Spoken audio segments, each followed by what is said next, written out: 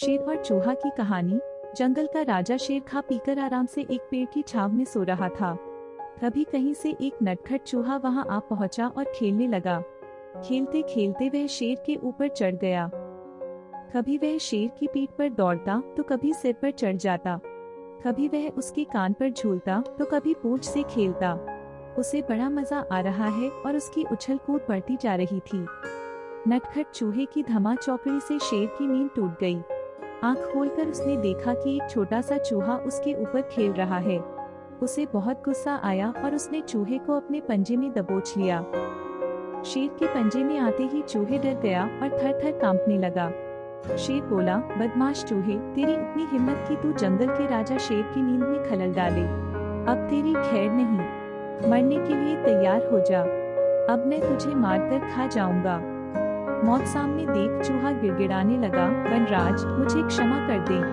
मुझसे बहुत बड़ी भूल हो गई। मुझ जैसे छोटे से प्राणी को खाकर आपको क्या मिलेगा? आपका पेट तो भर नहीं पाएगा। कृपा कर मुझे छोड़ दीजिए।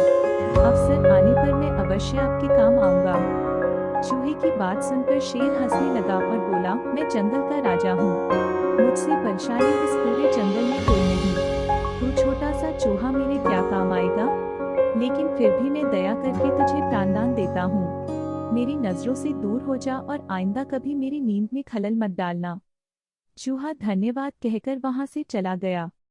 कुछ दिन बीते। एक दिन शेर जंगल में शिकार के लिए घूम रहा था कि वह शिकारी द्वारा बिछाए जाल में फंस गया।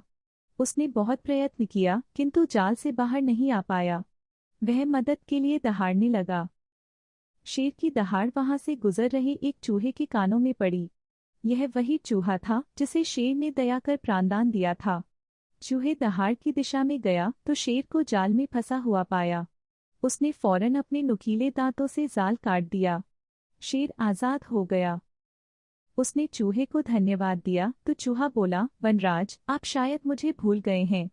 मैं वही चूहा हूँ जिसे अपने प्राणदान दिया था। मैंने आपको कहा था कि किसी दिन मैं अवश्य आपके काम आऊंगा। देखिए, आज मैं आपके काम आ ही गया। शेर को वह दिन याद आ गया और उस दिन की अपनी सोच पर बहुत पछतावा हुआ कि जिस चूहे को उसने तुच्छ समझा था, उसी की सहायता से वह शिकारी से बच पाया है।